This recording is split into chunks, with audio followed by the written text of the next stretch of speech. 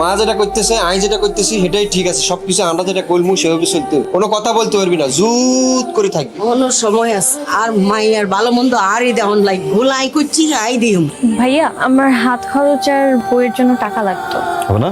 হ্যাঁ ভাইয়া হয়ে যাবে, বই কেনার জন্য হয়ে যাবে। বুঝছি, দাঁড়া ওটা দে, 1000 রাখ। ভাইয়া আমার এত লাগবে না, আমার ওটাতে হয়ে যাবে। রাখ রাখ, বড় হয়েছিস, খরচ টরচ লাগে, আর বাড়তি থাকলে রেখে দিস। আব্বা কিছু বলবেন? বেন সাহেব আসছে, তোর মামা শ্বশুর আসছে, ওনারা মনে হয় কিছুদিন থাকবে, তাই ওনাদের একটু ভালো মন্দ খাওয়াবো। আর তুই 500 টাকা দিলেই হই। 500 টাকা কিভাবে করবেন? ওটা তুই বুঝবি না, আমি সারা জীবন বাজার করে আসছি না, আমি ঠিকই ম্যানেজ করে নেবো। ম্যানেজ তো আপনি করেনি।